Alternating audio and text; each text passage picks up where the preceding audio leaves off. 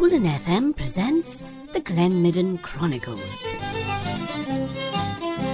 It's the morning after the disastrous wedding day that never was.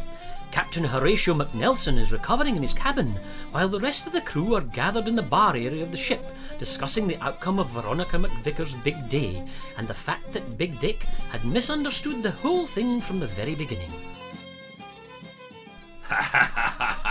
But did you see Big McNelly's spazog when she turned round and asked why I was standing beside her and no up in front conducting the wedding? Now, Scotty, don't be so cruel. There, but for the grace of God, it could have been you up there. Oh, I'd never been on stupid. I feel really sorry for the captain. It's all my fault and he's going to be mad at me. I heard him tossing in bed last night. I think I should go and talk to him and apologise. I tell't you we were all doomed. The whole thing was doomed from the start. Dick, don't go blaming yourself. Anyway, the captain has a soft spot for you and could never stay angry at you for long.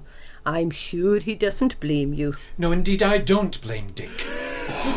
Jeez, oh, you're going to not do that. Creeping up behind folk like that, you could give them heart failure.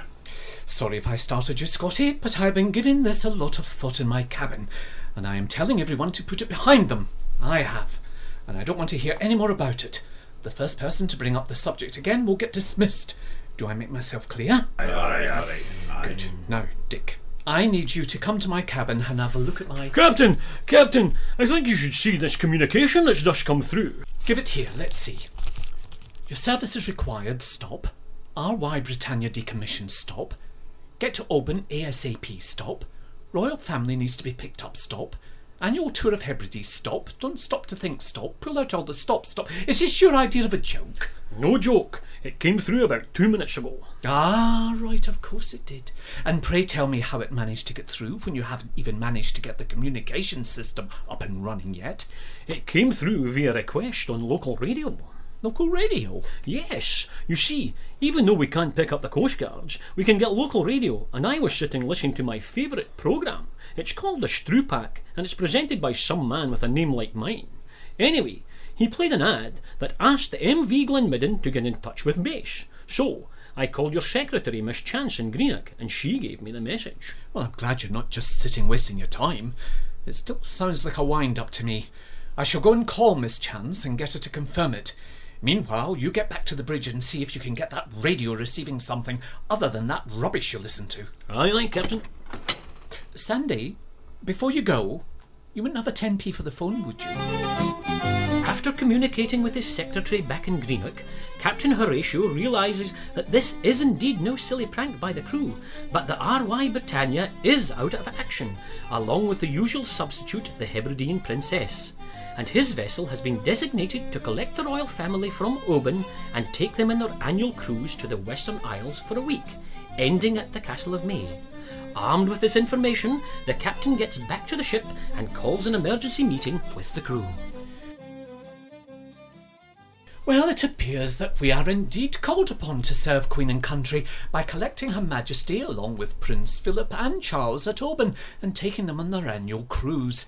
It's an extremely exciting time for us, not to say a great honour. And where are they going to be kipping? You've no forgotten that we're one cabin doing as it is.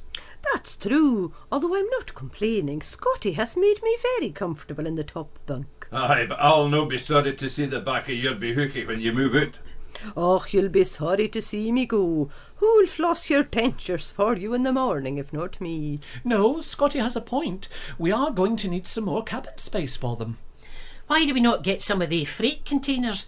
They've got them in Portree, along with a couple of portaloos. They'll be just the thing. That's right, and I could make them look lovely by hanging a few of my knickknacks around the walls. With the size of your knickknacks, you'll no need many of them to cover the huge freight container. How do you know what size my knickknacks are? Have you been peeping when I've not been looking? Oh, you tease. You dinna have to peep with the size of they things floating in the wind outside the porthole. That's all well and good, but where are we going to put the containers? They can go in the car deck, and if we got a non-in frae the container to the portaloos, then they'll be all sweet. I suppose it could work. After all, they're not expecting too much from us, I wouldn't imagine. No, after all, it's only the royal family. What about food? What do you think they eat? Do you think they're like us? I've heard they only eat pheasants and swans. Och, they'll take what they're given. I've got some food left over from the big ceremony that we're not allowed to mention. I'll liquidise it and make some soup. I'd imagine when they're relaxing they won't be going around with their teeth in all day. That's the stuff, Maggie. Dick, when we arrive in Portree, I want you to go and hire the freight containers. We'll also need beds. Do you think we'll need 2 or 3? Do you think they have separate beds? Well, if she's anything like me, she'll like to have something warm and cuddly to snuggle up to during the night, even if it is her husband. Oh, dinna be stupid, you old craw. Everyone kens they didn't sleep together. He's obviously a man of great taste and sense. Well, she doesn't know what she's missing. At least I have the big strong arms of my Scotty to wrap round me when I need them. Oh, woman. Right, well, Dick, best get 3 camp beds and a couple of bedside tables. Also get a hat stand. That'll give Her Majesty somewhere to hang a crown at night. Now, is there anything else we can think of? Will she be bringing her corgis? It's just that my pussy will have his hair standing on end when he sees them. He's a devil with the dogs. Best maybe to keep Boris in your cabin to begin with, Maggie. Don't want fur flying on the first day, do we? I meant to talk to you about that flea-bitten servant of Satan. It doesn't like me and I dinna like it. It keeps trying to smother me at night by lying in my face. Oh, he's just being friendly. I know people who'd pay good money to have a pussy wrapped round their neck at night to keep them warm. Anyway, I think it best to keep him locked up for the first day at least. Now, anything else? What about the Royal Marine Band? What? The Royal Marine Band. Did Miss Chance not tell you? They're bringing the band on board to entertain them throughout the journey. Oh, the risky noise aren't going to like that one. Are you sure, Sandy? Miss Chance didn't mention it to me. Yes, she told me it would really cheer you up to have the band of the Royal Marines trooping around your quarterdeck. The thing is, though, we've nowhere to put them. I could always call her back and get her to tell the Queen she can't bring them. We can't do that. No, at a time like this we have to make sacrifices. I shall certainly throw my door open to accommodate as many as possible, and I expect the rest of you to do likewise. The others will have to camp out on deck. I'm sure they'll be used to camping. There, now, no more talk. Let's get going. We need to pick up those containers on the way and get them fit for a queen. With the decision taken as to the sleeping arrangements for the royal family, the MV Glen Midden sets sail for Oban, stopping off at Portree to get the freight containers and portaloos. Is this a disaster waiting to happen? Does the Queen realise what she's letting herself in for? We'll have to wait until next week, same time, same channel, to find out.